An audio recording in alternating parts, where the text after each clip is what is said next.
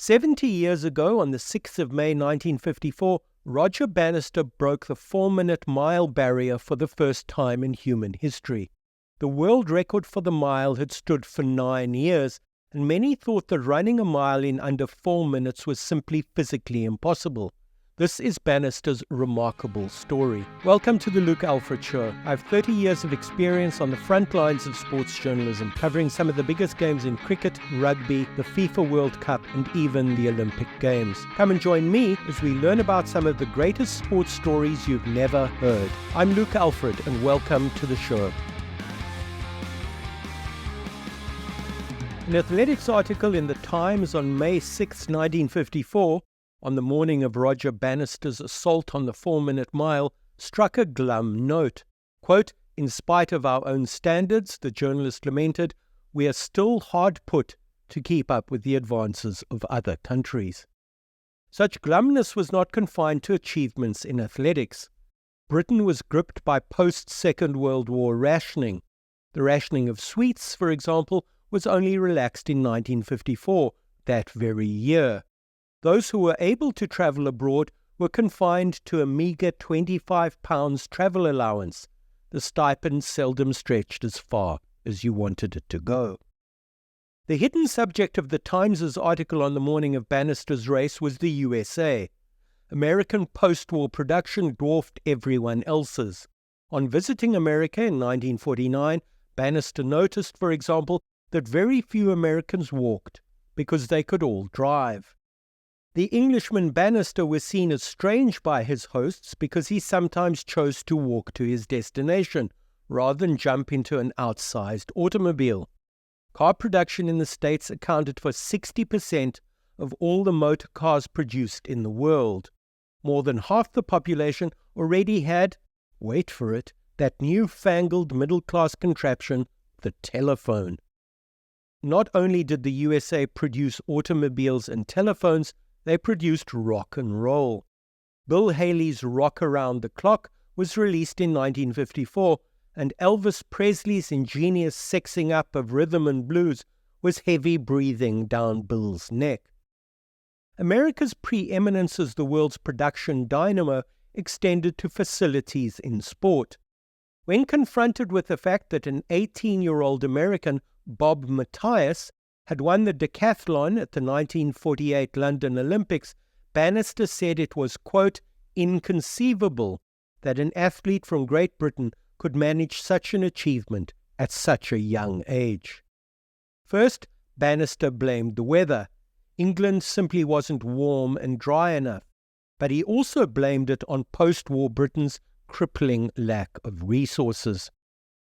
The weather was uppermost in Bannister's mind on the morning he decided to challenge the 4-minute mile barrier, which gives the impression that Bannister had decided he would make an assault on the 4-minute mile that very afternoon. This, however, is slightly misleading. Bannister equivocated for hours, and the weather didn't help him make a decision. It was early May, and summer hadn't really arrived in the southeast of England. There were oodles of wind and rain to rain on Bannister's parade. Of the two, wind was the most troublesome for an athlete because it could add crucial fractions of a second to your lap time. The assault, the verb is telling, on the 4-minute mile would suffer as a result. The 4-minute mile was something you didn't creep up upon or prod or sort of attempt. Before Bannister broke it, the record had stood since 1945. It was the sport's holy grail, occupying important minds with how to approach it for 50 or so years. So it loomed, apparently impossible to climb or penetrate or tame. As the American poet Robert Frost famously wrote in a different context, quote, "The only way out is through."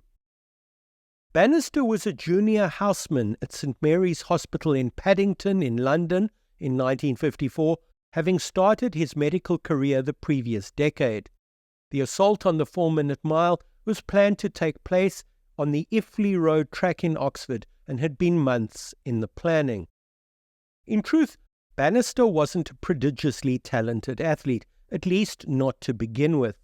He'd only discovered his ability when asked to be a pace setter for better Oxford athletes in their meeting against Cambridge University in 1947. In the midst of carrying out his brief, Bannister realized that he was running well and could run better, so he decided that he had a responsibility to himself to see what he could do. He ran for the front and won the race. Bannister had awoken to his talent. Still unsure of whether he'd attempt to run because of the weather on the morning of the race, Bannister caught the train up from London.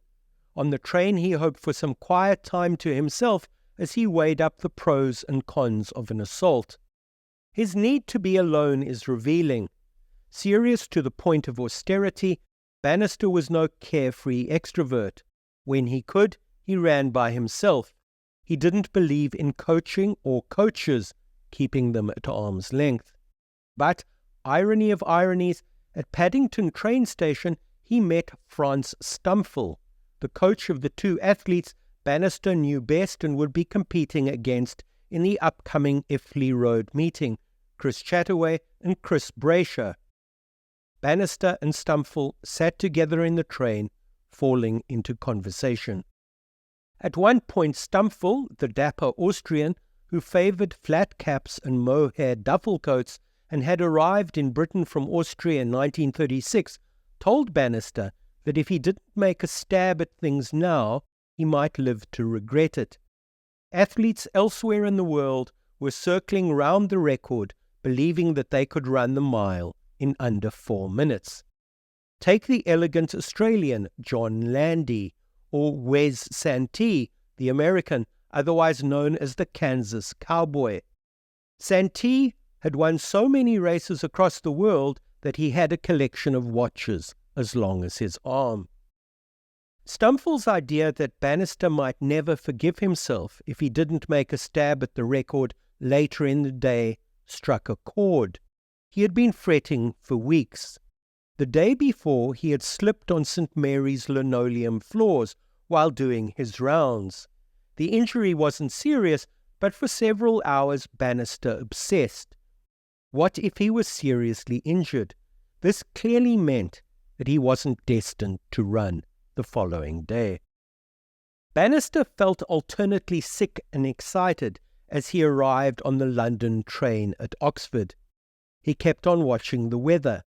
He had salad for lunch with friends and tea with Brasher. Still, he was preoccupied. Was it really now or never? Would the wind never die down? Time was not on Bannister's side in the narrow sense, but it wasn't on his side in the wider sense either. In point of fact, it was slipping away. Very soon, he wouldn't be able to take his athletics seriously because his professional duties as a neurologist wouldn't allow for it. He was proud of being an amateur and working towards becoming a doctor. It appealed to his sense of balance and propriety. Soon he might not be able to balance the two separate halves of his life. It wasn't as though he hadn't had his opportunities. At the 1952 Olympics in Helsinki, Finland, Bannister progressed towards the final as the 1500-meter field winnowed through the heats. By the time he arrived at the final, after an extra race that he found energy-sapping, he had as good a chance as any of grabbing one of the available 3 medals. It wasn't to be. In the event, he came fourth. The race itself was won by Josie Bartel of Luxembourg, followed by an American and a German. The result didn't sit well with Bannister, who felt he'd let himself and the nation down. So the ghost of failure hung over Bannister's consideration in the heavy hours before the Iffley Road meeting. To run or not to run, that was the question. Quote, "There was," he said many years later, with a delightful twist of English understatement, the matter of desperation. The record for the mile had been stranded for 9 years, and it was felt that it might never be broken. Running 4 laps of a quarter-mile track in under 4 minutes, said some, could not physically be done. It was an impossibility. Throughout the Second World War, 2 Swedes, Gunda Haag and Arne Andersson, chased one another over the distance. Mostly they competed against one another all over Scandinavia, but they sometimes competed from a distance. Haag, for example, caught a cargo ship across the Atlantic to compete with the Americans in 1943. Anderson didn't join him, watching carefully from across the seas. When he returned, the world went dizzy with excitement. They expected Haag, with Anderson pushing him all the way, to finally break the record, but perhaps it would be the other way round. In mid-July 1945, the two met in perfect conditions at a meeting in Malmö, Sweden. It was surely now or never. The two went out in an impressive first lap, but then something strange happened. According to the athletics historian John Bryant, in his excellent book on the 4-minute mile, somehow a cartridge from the starter's gun at the Malmö meeting became lodged between the spikes of Anderson's running shoe. Quote, "The crushed cartridge, with its brass tip twisted, was like an instant callus under Anderson's foot," wrote Bryant. He tried to stamp or shake it free, but every step fixed it more firmly. He tried not to break stride, despite the unwelcome distraction. It wouldn't stop him, but it threw him, and he wasn't happy. Despite the lodged cartridge, Anderson pushed Haag all the way to a new world record of 4 minutes 1.4 seconds, but that was a far off 9 years ago. In 1954, the record Bannister aimed to break still stood. Mystifyingly and heavy-handedly, both Swedes were banned by their athletics federation for violations of the amateur code in 1946, so the record remained. When asked if he thought that the 4-minute mile could be broken, Haag said yes, he thought it could, but he wasn't going to be the one to do it. Elsewhere in the world, records were being broken. In 1953, a beekeeper from Auckland in New Zealand called Edmund Hillary and his Sherpa colleague and friend Tenzing Norgay had successfully climbed Everest, the world's highest peak in the Himalayas. Change was in the air. Slowly the world was beginning to emerge from years of post-war austerity. There was a theme of reaching out, of reaching up. It was no good anymore to say that things could simply not be done. The meeting for which Bannister had travelled to Oxford was one between Oxford University and the Amateur Athletic Association. As the afternoon progressed, still Bannister wrung his hands. What Stumfel said in the train from Paddington was true, wasn't it? Bannister needed to grasp the moment. He looked at the flag of St. George at the Iffley Road track and noticed that it wasn't flapping. The wind had died down. With a scheduled mile race fast approaching, he decided it was now or never. As planned, Brayshaw, wearing glasses, strong of thigh, almost pugnacious, went out first, followed by Bannister with his slightly fey running style, his left hand flapping slightly, his fringe bobbing on his forehead. Chataway, who was to play an important role later in the race, tucked in behind Bannister in a close third. The three went to the front, as though they were running the race with no one else. The three other athletes quickly melted away. The wind seemed to have died down completely. The sun came out. Quote, "As the gun fired, Chris Brayshaw went into the lead and I slipped in effortlessly behind him, feeling tremendously full of running. My legs seemed to meet no resistance at all, almost as if impelled by an unknown force. We seemed to be going so slowly. Impatiently, I shouted faster, but Brayshaw kept his head and didn't change the pace." In the middle of the second lap, Bannister caught a voice in the crowd, rising above the cheering and the clapping. Bannister heard one bold, simple word, "Relax," and he obeyed. Only after the race did Bannister realize that the voice was Stumfel's, Brayshaw and Chataway's Austrian coach. The words, however, were meant for him. He took them to heart and relaxed. If the pacing was wrong, he could now do nothing about it. Quote, "I was relaxing so much that my mind seemed almost detached from my body. It was incredible that we could run at this speed without strain. I was barely aware of the fact that Chris Chataway was now going into the lead. With the race half over, Chataway cruised past Bannister and past a tiring Brasher. Bannister chased him, and the two, accelerating, left Brasher behind. The crowd, variously numbered at 1,000, perhaps 1,500, started to clap. Many, many more have said they were there on that day, but they're probably being fanciful. It was cold, and there was no particularly good reason for being outdoors if you could avoid it, threatened attempt on a world record or not. Those that were there were in anoraks and trench coats and duffel coats. You can see the throng on the banks of the track as Chataway punched forward. Bannister chased him. Excitement rose. The spectators began to cheer. They cheered and they cheered. Their cheers helped the athletes on. As Bannister and Chataway passed the last bell for the final lap, Bannister realized that the 4-minute mile was in his grasp, although he would need to run the last lap in 59 seconds, a monumental task. Quote, Chataway led round the next bend, and then I pounced past him at the beginning of the back straight, 300 yards from the finish. With 300 yards to the finish line, Bannister entered another world. He was by himself, with no one else in front of him. His pace quickened. He was dimly conscious of the swelling emotion on the verges and in the stands. In later years, he spoke of his mind taking over, of it drawing him forward, pulling him along with it. It was, he has said, the moment of a lifetime. For a full half a minute, Bannister lived that, quote, moment of a lifetime, and suddenly he had broken the 4-minute barrier, something that had eluded athletes for over 60 years. His time, 3 minutes, 59.4 seconds. Upon crossing the line, Bannister promptly flopped, exhausted, into the arms of waiting officials. The language of boxing rather than athletics is appropriate here. Bannister was out on his feet. That's what happened when you went 4 bruising rounds with a mile. You got punch drunk. You became legless.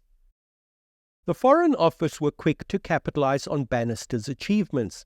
They sent him under an assumed name to America on a goodwill tour. The Americans, who Bannister had been critical of on his visit 5 years earlier, sometimes preferring to walk when others drove, went down a hit with the star-struck Americans.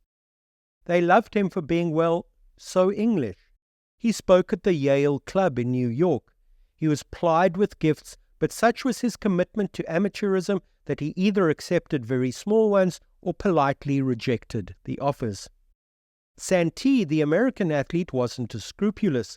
He ran hard, and his hard running meant that he was given trophies, watches, and prize money in excess of what was allowed in the amateur code. Rather than running around the track, he'd always, in fact, skated on thin ice, and it was no surprise when he eventually fell foul of the authorities, who banned him. It meant that whomever was going to be the second athlete in the world to break the 4-minute mile, it wasn't going to be the Kansas Cowboy. Landy, the Australian, was, however, still in the race, as it were. In fact, many were mystified that Landy, and not Bannister, had broken the magic mile, and it was left to Chataway to helpfully suggest that perhaps Landy would benefit from a pacemaker. Pacemakers were frowned upon by the athletics establishment and, strictly speaking, not allowed. But Chataway suggested his services anyway, and 46 days after Bannister's record-breaking run in Oxford, he, Landy, and the Finnish athlete Dennis Johansson ran against each other on the black cinder of a Finnish track in Turku. It was a beautiful still evening with a scent of pine resin in the air, writes Bryant. Landy haired to the front, and although Chataway made a spirited attempt to kick past him, he just didn't have the gas. In the event, the smooth Australian was unstoppable. He shaved nearly a second and a half off Bannister's time at Iffley Road to record a 3-minute 57.9 second run, and this less than 2 months since the early evening run in Oxford in early May. When contacted for comment back home in London, Bannister was full of praise. His crucial sentence was, quote, "It shows that times can always be broken." In conclusion, he added that he now looked forward to competing against Landy at the Empire Games, later to become the Commonwealth Games, in Vancouver, Canada, in August. The mile event in Vancouver had many guises. It was called the Miracle Mile, the Dream Mile, and the Mile of the Century. Despite being a Commonwealth event, no black or Indian athletes competed. Before the race, Bannister shook hands with his Canadian counterpart, Rich Ferguson. All in all, 8 athletes competed in the race, including a runner from Northern Ireland. The New Zealanders went into an early lead. It wasn't long before Landy, in dark shorts and a pale vest, surged beyond them at about 200 yards. At the end of the first quarter mile, Landy, the world record holder after his run in Finland, was ahead by 5 yards. The New Zealanders had faded, and Bannister, with long strides, had swept into second place. Ferguson, the Canadian with whom Bannister had shaken hands, was fourth. Over the course of the second lap, he would move into third. While Landy passed the halfway mark in world record pace, Bannister had made up some ground on the Australian. He made up further ground on the third lap. By the time the two started on the last quarter-mile lap of the track, Landy must have felt the lick of Bannister's breath on the back of his neck. Sensing that Bannister was looking for an opportunity to pass him, Landy increased the pace. Bannister went with him. Landy put down the hammer again. Bannister stalked him. At this point in the race, with the challenge from all the other athletes having evaporated, something very strange happened. Landy turned his head over his left shoulder to see where Bannister was. As this happened, Bannister floated past the Australian on Landy's right-hand side. Once gone, there was nothing to stop the long-striding Englishman. Landy had looked in the wrong direction. Quote, "Bannister is kicking very definitely. He's passing Landy. Landy looks the wrong way. Dr. Roger Gilbert Bannister of England over John Michael Landy of Australia, 1-2. And Rich Ferguson of Canada was third." Again, Bannister collapsed after cresting the tape, barely able to keep himself upright. Afterwards, no longer legless, Bannister ran over to Landy. The two embraced like drunken sailors. For Bannister, the disappointment of finishing fourth in Helsinki in the 1952 Olympics receded in the days to follow. The Empire Games mile in Vancouver was to be his last competitive race. Bannister was making huge strides as a junior houseman, ready to gallop to the top of his field. It was time to turn professional. If you enjoyed this episode of The Luke Alfred Show, please give me a 5-star rating. As an independent creator, this podcast is made possible through your support.